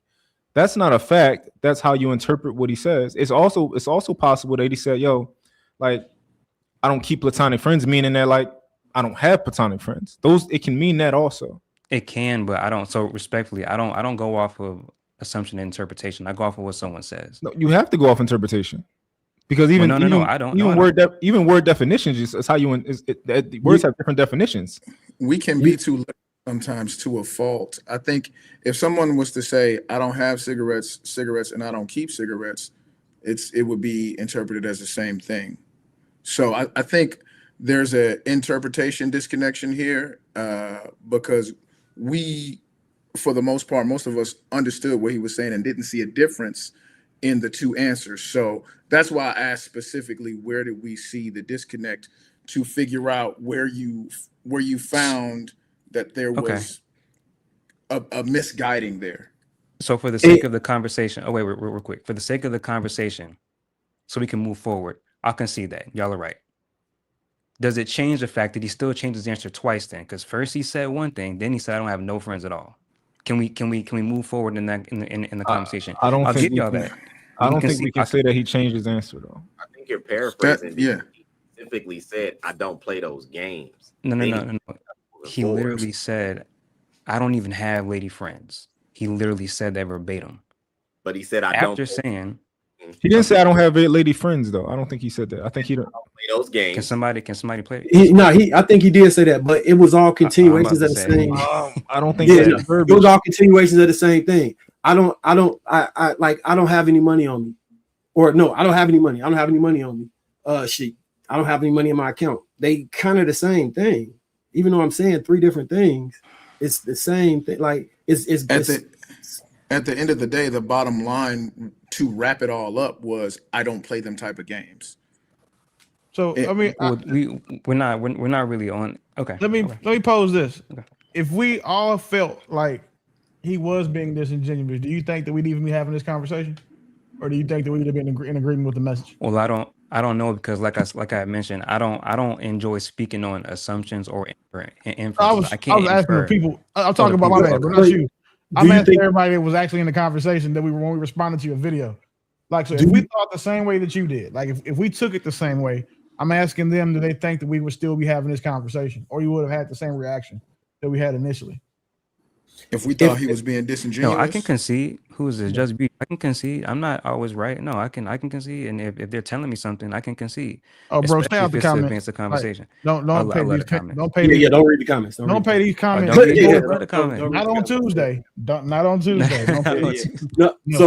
So what I was going for is malicious intent too. Like, so manipulation is just skillful navigation, right? Mm-hmm. Now it could be negative or positive through that intent. He wasn't really navigating that skillfully. He was trying to answer in real time and then adding on to the thing. I don't think it was like you ascribed malicious intent, but you were saying he didn't know if he was actually being malicious or not, because that part was confusing me. No. My thing is this. I don't know what the intent was. All I'm looking at are the actions. If I'm having a conversation with you, Mr. White, if I'm having a conversation with you and your answers keep changing, I'm gonna continue to ask, why are your answers changing? I think that's a fair action or response to take. Absolutely. So now, since it's fair to observe, is it also fair to call out? If he changed, like, so what we're saying is this in the same thought vein of what he was answering. If he would have said, I don't have friends, and then he followed up with me and my best friend, then I'd be like, yeah, I feel you on that. Because you just said you didn't have friends. But he said, I don't have friends. I don't have women friends. I don't have male friends. I don't got no friends. I just don't got nobody. That kind of sound like the same thing. I think you're looking at it like a deposition for Hold on, y'all. Like, I think he said he still wanted to break that part down for y'all moved on. Because I'm not trying to, and this is kind of what the frustration is it's very difficult to have an honest conversation about certain things because people get caught up so much on the example of what we're talking about. They get caught up on the symbolism, on the person that is the subject or the case study. Let's get off of Cam for a second. You just admitted if someone gave you 2 different answers, 3 different answers, no matter how many different answers, it's fair to ask why they did that. Then I asked you, is it okay to also, since it's fair to pay some attention, is it also fair to call it out? That was my question. I don't think you answered that. So that's why my answer was if it was out of the same vein. That's why I used the I don't have friends, me and my best friend example. What we're saying in totality is even though he didn't word it the same, he essentially was describing the same meaning as what we were deriving it from. When you say different answer, right? Are you saying that somebody just using different words to describe the same answer? Or are you saying like they're giving you an answer that literally means something different? They're giving me an answer that literally means something different. Okay, because to me, what he said, it doesn't mean anything differently than it means the same thing, but I think that you're interpreting it differently. Like if I said I don't have any money and you say, yo, like, yo, let me get some money. I said, yo, I don't keep any money. You can interpret that as you mean that you have money and then you get rid of it, or you can. So, go ahead. So I just want to make sure I'm understanding what you're saying, and all the brothers collectively, I want to, I want to know if I'm tripping. Are y'all collectively saying that I don't have any platonic friends? I don't have any woman friends at all, period. Are we all saying that's the same exact thing? That it's just the same thing? I think there in the vein yes of no, well, not exactly, because so they're different things. We're looking at the conversation. It doesn't take it's not redactive of either statement. They're not the exact same thing, but they don't conflict with the previous statement at all. Okay. So especially in the context of the conversation that they're having. If we were to just look at those two sentences on a piece of paper, yes, but in the context of the conversation that they were having, he was trying to explain the same thing multiple different times. Okay. Wait, I had a question. Do men typically respond to your content in this manner?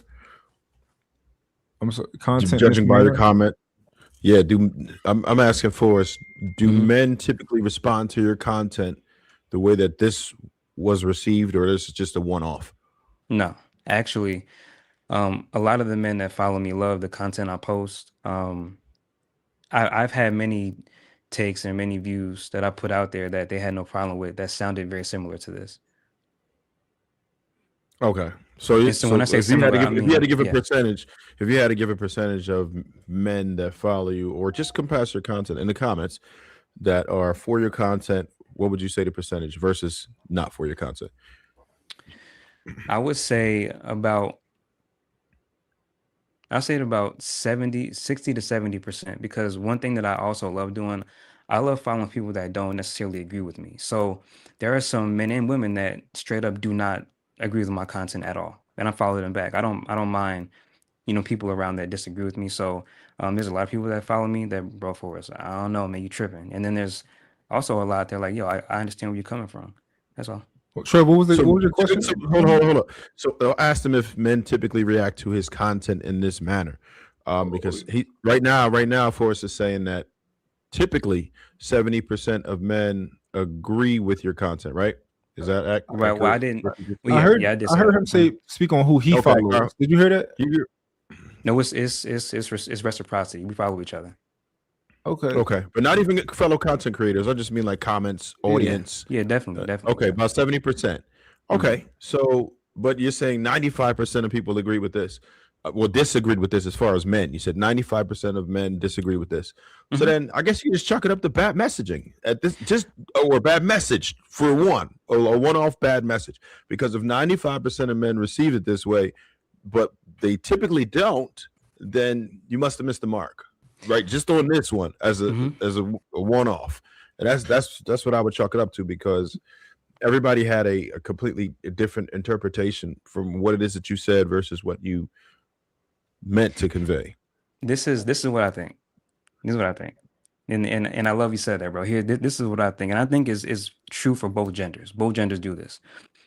I think with certain messages, they might hit so close to home that you're responding almost as I'm talking to you. Because a lot of what was said tonight, even about boundaries, about you keeping lady friends, about platonic friends, about all these different things, each of you likened it to your own personal experiences.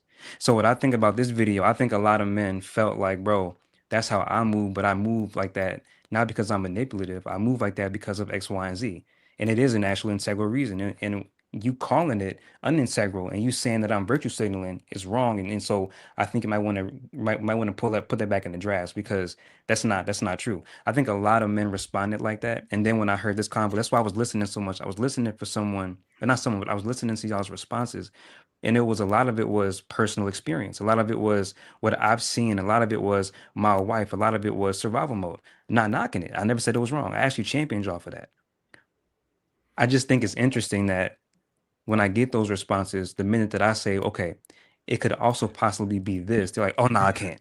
You wrong, bro. Nah. If we saying this, then nah. So you're intolerant to anything else. but you want someone to absorb your messaging wholeheartedly. You know what I'm saying? Even with the friends thing, it's just like, so that's all I'm saying. That's all I'm saying. So all right. I'm gonna preface it with this. I'm 100% manipulative. I can be manipulative all the time, and I understand people being manipulative. I think manipulation isn't a bad thing. If you read the definition, you can be positively. It just shocked me when you said it. It took me back a little bit. But Yeah. So I have no problem admitting when I think something is manipulative. I, in this instance, did not think that he was being manipulative. But what I'll ask you is, in the conversation that you were having, what was, if you remove him in this specific scenario out, what was the larger conversation you were trying to get to? Maybe that's a better question. Yes, he wasn't here for that. So my whole thing was, it was interesting to me that Cam said one thing, but it really was something different. That's all I was calling out, is that y'all, when someone says something, be mindful of how they say it, ask enough questions. And I think it's responsible. Like, we're all responsible for growing and exercising that muscle in our brain that allows us to know how to ask the right questions and have the discernment to dig a little deeper. Surface level answers only get you so far, but a lot of people settle for surface level answers. That's why a lot of people get led astray. They get manipulated. They get done dirty because no one's asking the right questions. No one's asking the right questions. So that's all I was saying. And that's what I ended my video with. Y'all, be mindful of people that say certain things, and you don't have you have to learn how to ask the right questions. That's really what my whole message was about. Now, if I focus too much on the Cam part, or I palleted the message in a way that made men feel like I was attacking Cam, or I was being manipulative, or I was sounding feminine because I was reading definitions, which is crazy to me. Like, if I did that, then I'll hold that L. I will. Because I'm not above reproach. I'm not perfect. I'm not that kind of guy. I'm really not. I love being challenged. I love the conversations like this. I love it. But it's interesting though that when I try to tell people what I really did and I can back it up, they're still trying to attack me as though I did something I didn't do. That's my thing. Forrest, I think that, so I can't allow you to take that position without challenging you, because please, I think that you were simply wrong with the video. I think that, and I think that it can just, if we watch it, we're not gonna do it now, it'll take up too much time, but I think that we can like literally point by point say where you like just disregarded certain things that he said. And I just think you were simply wrong. And I think I agree with your point that like a lot of times people should be able to say like, oh, you know, I can be wrong, and you know, I think that I'm right, but I could be wrong, right? But however, if somebody's literally, if it is a 2 + 2 is 4, right? Like, and you still want them to be like, oh, you know, sometimes people, you're just wrong, right? And I'm not saying that that's, you know, this situation, but I do feel strongly that when you watch that video, you misinterpreted a lot of the things that he said. And you, not that just only that you misinterpreted it, but you solidified like, oh, this is what he means, and this is what I'm going to say, and this is what I'm going to attack, because my misinterpretation is what he means, if that makes sense. Well, I think he's entitled to having his own interpretation, like we all are. I give him that. Mm-hmm. But from what it seems is we've identified where the disconnects are. Right. From my point of view is he should have been the nigga that was interviewed, not the other dude. Like, it should have been him, because then he could have asked the right questions. Because I see where you're saying how you were disingenuous, how you took it, because you, like you said, you're a definitions guy. I understand where Mont's coming from, saying like, you know, that you were just wrong because, but what that does is when we're saying that he's wrong, it just takes away his I say right to have his own interpretation of it, the same way we had our own interpretations about what he said. Like, you know, the fact, you know, for me, from my personal stance was, you know, he said something that was adjacent to pandering. Like, he had his messaging and the way it was packaged was very, very reminiscent of panderers, Yada, you know, the Poppy Chulo nigga. It was very, very adjacent to those guys. However, when he explained it and explained that he took it from, he was just saying, hey, you just being disingenuous. Like, you're saying one thing, but really mean another.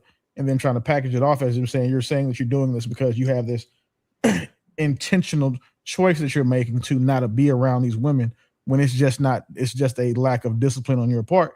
That makes more sense than what we heard when we first watched the video without that added conteect. Yeah. Like, I can't take that from him. I'm just going off of the video. So right now, yes, he's saying something different. Yeah. Yep, it's cool. You can, you know, but I'm just strictly going off of the video. And when it came to his like like when he said, "Oh, I apologize. I can take that if I sounded like I was doing this." Like, no, I don't think you sounded like anything. I think you were doing something, which is why that's all I'm saying. Like, I think that you did something that I think your position was wrong. So I think that it's important that I don't allow someone to say, "Oh, maybe no, I think the position was wrong." So that's all. Or respectfully, allow me to do something. And I'm not even going to debate your point because it's feelings. You When feel I how say you feel. allow, I can't make you do anything. I mean, like, Well, I know allow what you mean. to I say know. something without me speaking up. That's what I mean. I understand. I can't really debate that because I don't debate feelings. I really don't. If you felt like that, and I respect how you feel, I do. All I can do is explain what I meant as best I Yeah, can. for sure. Provide some definitions with it. That's really it. But hey, more respect to you, man. More power to you. Yeah. And I respect, I respect what you're saying that you mean now. And if we can just acknowledge, if you acknowledge, like, oh, these are the words that I said. I said he was manipulative, and these, like, But I respect you saying that, like, oh, maybe it didn't come out the right way. Cool. Yeah. I can't say all that. No. There I we think go. what we So can that's- agree. I think what we can agree is that there is. It's a first level form of defense to say I'm just going to avoid it, and there can be growth on his part, but I can't necessarily fault him for taking the avoidance route. It's like Willie said, it's risk mitigation, and that's fine. Can I ask y'all a question? Can I ask y'all a question? Did y'all see the video I made 2 videos earlier? No. Yeah, 2 videos earlier where I think I broke down a video that a woman made about her being married. I'm sorry, being engaged and then waking up one day and changing her mind. Did y'all see that video? I didn't see it. Let's just flip it send it to me and I'll go ahead and put it. Send it to me. Let's just we can play. I mean, we could play it, but it's kind of long. But would y'all have the same fervor, the same zeal from me with that video as this one, or is it simply because y'all feel like I was pandering to women? Because that's really what let's call a spade a spade. This is really what this came off as, and I know y'all feel like that because that's what the language meant. I don't think that's that's fair. Me and Mont usually get accused of being the panders or simps, and we don't agree with you at all. Like that's the thing. Like, I know you probably thinking like in the space of men disagreeing with women. I'm trying to figure out the way you said the pandering the women part. I'm letting you know that me and Mont usually get accused of being away towards women, right? Or being overly empathetic. And we're both hearing it the same way, is what I'm saying. Like, to answer your question is no, we wouldn't have taken it as you pandering, because a man holding women accountable to men who hold themselves accountable doesn't seem like it's not an issue. So if we watch the video of you talking about the lady, and I know the video you're talking about, I just haven't seen your reaction to it. But in that video, if you're holding her accountable or pointing out the logical fallacies or how that's unhealthy behavior, I don't think that any of us would have taken away unless we just disagree with the why behind your message. And I don't think that any of us can speak to it because I'm probably the only one that's seen the other video. So, and I haven't seen yours. I saw it too. So I can't necessarily answer it. All I can say is that we probably would have not had the same reaction, just simply off the fact that you were talking about a woman. And I don't think that you pander. I've already, I seen you and Will, and it's my homie. I didn't see y'all. Hey, I don't think you pander. I just think you happen to be wrong on that video. So I don't think you were being disingenuous. I think that you heard something that maybe I don't think was said. As far as the way you interpreted what you've heard, and I just thought you were wrong about that particular perspective. But I don't think you pander. Okay. I know how niggas can think you pander for sure. I know how they can come to that conclusion. Yeah. But me too. Yeah. For sure. Okay. Respect. All right. Yeah, man, you should have interviewed that nigga, and we should have had the other nigga on the show tonight. Like, not that they cool talking to you. That would have been so performative, yo. He'd have had performative mic drops. He'd have man, that shit don't work over here. Rage quit. He'd had a performative rage quit, and then he would have posted it on his page like, "Yeah, I'm defending y'all." Who y'all talking about? Who? The dude who actually interviewed him and then did the sneaky slick shit on the back end. Well, okay, about that. So it's been reported that he said all that to Cam's face. About him. And Cam has the interview. And Cam hasn't confirmed it though. So Yeah, Cam it's makes like, that a worse sense. it's like the shit with Ja Rule today. He said that he clocked Tony Yayo on the flight where they was beefing. You and know, shit. Ja didn't clock no Tony. Exactly. Ja scary.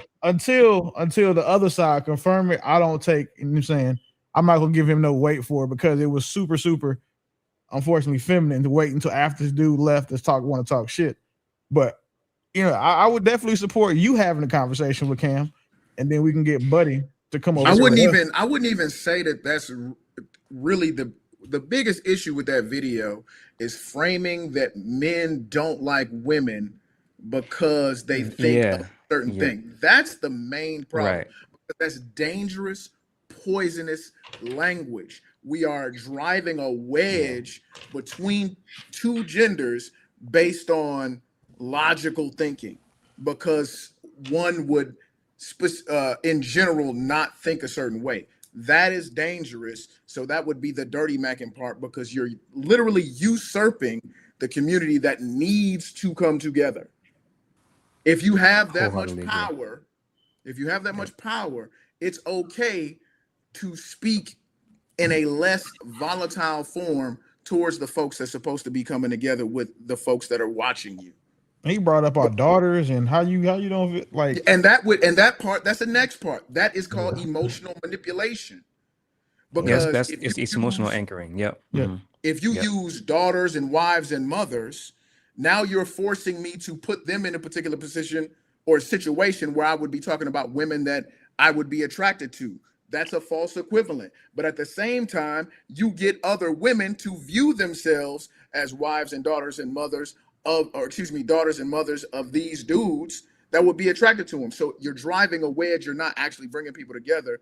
And it seems like it's for profit. Like I said, dirty macking for pussy profits. Yeah, his content comes off significantly more pandering than anything else. I knew there was a certain group of men who didn't like women due to like past heartbreak and mommy issues. But the amount of men I'm learning actually hate women, like truly despise women, yet y'all still label yourselves as heterosexual, blows my fucking mind. The fact that you can't see the first life you ever depended on was a woman's.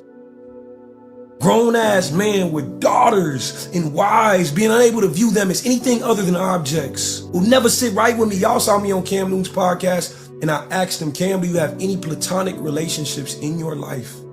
It was a rhetorical question. You know why? Because 40% of Cam's staff that was in the room that day for that conversation were women. Niggas in the comment section like, at least he's self-aware and be aware enough to know you just disrespected all of them. Telling them, if you do not serve me, I do not see you as a human being. Niggas like, he just standing on who he is. This lady gonna respect that. Imagine being that woman. How hard it is to sleep at night, knowing if something piques your man's interest, your respect is now up for grabs. Imagine that. Niggas like, it's in our nature. That's who we are as men, nigga. You've never studied anatomy. You are not a historian and you do not speak for the masses. Shout out to all the real niggas in the comment section defending women. This shit is crazy. Niggas don't know what platonic means. But y'all sitting here having whole ass debates under this comment section fighting women. A platonic relationship is any relationship you've established boundaries within. I respect you too much to sexualize you. You niggas just can't admit you have no self-control. Your woman will respect you more for not attempting to avoid fire, but extinguishing it, the thought of it for her. Until you niggas have a respect for women, us real men will never have respect for you. Yeah, you just bring that video. Come on, man. That video was crazy. That was crazy. Like, if Derek Jackson stopped taking steroids and got on Ozempic, it would be that nigga. Like, what the fuck, bro? Like, that shit is just obvious. Like, you lie. And then he said he referenced anatomy. Nigga, anatomy. Like, how does that a fucking play? If he said biology or behavioral psychology or something, like, it's an insult for it's an insult for the choir. I hate that Forrest and that nigga had to talk about the same thing, because if Forrest makes that video, we had this conversation, it's in a elevated space now because we've got to a level of understanding that other niggas, we don't even respect him. Like, because the only type of men who do that are the ones who dirty mac for pussy profits. Yeah. Like, we don't respect niggas like that. So Forrest is cool. He respectful, he was willing to take part of, a healthy discourse and do all of that shit. So super shout out to him. Yeah. We got to get that other nigga over here. Yeah. Like, I'm curious what I'm curious what Forrest disagrees with that he said or he agrees with. I'm curious on this. Well, he already said he did. He said he agreed with some of it, but he didn't agree with the same thing we don't agree with. Okay. Yeah. Mm-hmm. So I think that guy is talented, right? I think that he's like a preacher. I think that he has whatever skill that a preacher would have. I think that he teeters. Yeah, like he can, like he sound like he's telling a poem every time he talks. Yeah, he's compelling, but all of that is it's pandering and it's all performative. Yeah. Like I can't stand it. I saw the interview. I couldn't stand it. Every time this nigga talk, it's like he knew it was a camera on him. Like when he like you see, like he always started everything that he said like he a pastor. Like judging by that video and the original video of him responding, I would say he is more manipulative than Cam has ever presented, and it's negative manipulation. He even tried to triangulate and make men look at women like y'all called it out. All the stuff y'all called about him comparing two things that are false dichotomies between the women we would date, our mothers and sisters. And then he tried to set him up, and it was a rhetorical question. So you asked him, did he have platonic friendships with women who were there because they work for him?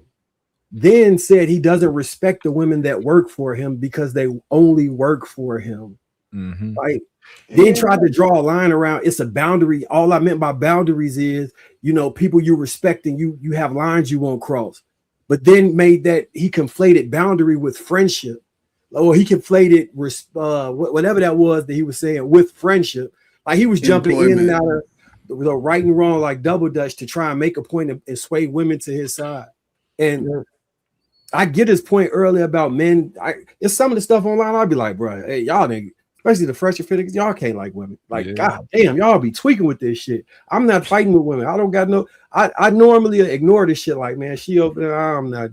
If it ain't my wife, my sister, my mama, if she over there tweaking, I'm not about to sit in here and engage and fight with her all day. Let her go be about it. You know what I'm saying? I'm not one of them dudes. And I'm looking at him like, bro, you tweaking. That's too much. You doing the most. But I think both of them niggas some boy lovers. They hate women too much, bro. You ain't no way you can hate women that much and still like women. They like even find them physically attractive. Like I don't get that. But for like when we're talking about like just this is everything. So we have understanding now of where Forrest is coming from, right? We understand his points, and we've said we found common ground that we can connect on as far as bridging the gap between the disconnection. So that's useful. There's not enough conversation in this language or the next, in this lifetime or the next, that will make us have the same outcome that we have with Forrest with this Mahershala Ali looking nigga. Like that'll never happen. Like there's not enough discussion we can have unless we just rewrite or rework the way that we all think and believe, because what we thought Forrest was doing, this nigga really did. Like, there is no context. Well, I have a hard time seeing. Let me not be so definitive. I have a hard time seeing any additional context or nuance that can be provided that will make anything that he said make sense. And then when you look at his content and you look at the types of people, like there's a saying, hey, what you boo doesn't bother me when I've seen who cheers for you. If you look at the type of women and people who support his content, it'll tell you that everything you need to know about why he's doing it. And I hope he's getting to a bag. I really do. I hope everybody up here makes money. Whatever content you put out, I hope Forrest, I hope you start just having, you're saying 7-figure months, all your videos do 1 billion views. I want money for everybody. But for like when he starts getting his money, the best part about when panderers get a bag is they lose it every time. So that's what I don't wish for Forrest, because I have to be honest. I have no intransigence about any belief I have.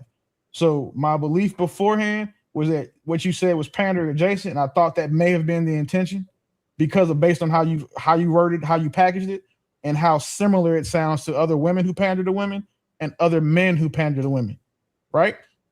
So I'm saying no problem admitting that part. For this other nigga, there is no movement.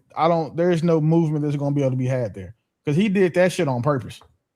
Like, and it's obvious that he did it on purpose. Now Cam ain't never gonna talk to Forrest. He done fucked it up for all the like the niggas like that. Yo, you know what's crazy? The thing that I respect about Cam is that a lot of his guests, they come on and he knows he's gonna get a lesson in some kind of way. Like he invites bona fide intellectuals onto his platform.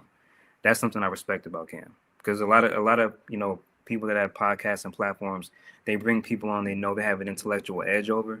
Cam doesn't have that spirit to me. He talks to any and everybody, and the people I have seen him talk to, they have real depth. Like they're not surface level. So yeah, that's Cam's podcast is it's entertaining, and I got some gems from him myself. But I don't think I messed it up for the brothers. I think Cam he gonna invite y'all on one day. No, the bull messed it up for you. He messed it up for you. Oh, I ain't tripping. I never been pressed about not talking to no man, so I mean I ain't tripping on that. But who knows? Who knows, bro? Who knows? Yeah. Oh man, you see how easy it was to have a group of men have a conversation? All the interruptions, all the sneak dissing, all the hyena shit. Like, boy. If nothing else, this is an example of that. I'm gonna go ahead and we did have a couple super chats. LD also remember 499. That true. My people said they know you from West Hollywood. West Hollywood. 15. What? I gotta dip out. Real quick. But I'll be in the comments. Yo, thank y'all for having me. Much love to y'all. I appreciate you. Appreciate it. Forrest, man. I wish y'all go ahead and look them up. Forrest, for clarity, you didn't agree with us. You just said agree to disagree, right? Why you gotta drop a No, if we had time to go through the full video, it would have to. You're not letting it go. Who's this? Monty not letting it go. No, I'm gonna get that submission. If we did the full video, I'm gonna get that submission. But I'm gonna come back on. We'll talk about it some more. The jujitsu way. All right, Forrest. Make sure y'all support the brother, man. Thanks for us pulling out too much. Appreciate you, sir. Most definitely. Thank y'all. We got Big Banner 4415 499. I'm sorry, Hink. If she not funny, she only gets 10 minutes. Then True can be her friend. That's some nasty work. I know. Thank everybody for joining to the platform. Make sure you hit that like button, man, and go ahead and share the stream. Appreciate you guys for joining us tonight. Hope you guys enjoyed the show, and we will catch you guys on the next one. Make sure y'all support everybody on the panel as well. We out.